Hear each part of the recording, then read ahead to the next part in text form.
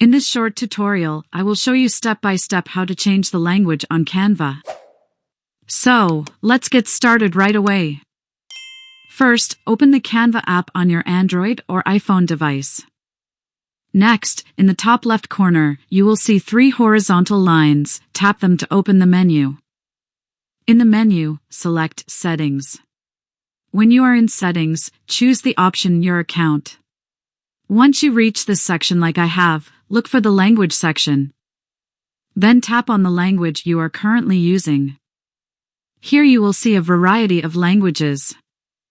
Tap on the search bar at the top and type the language you want to quickly and easily find it.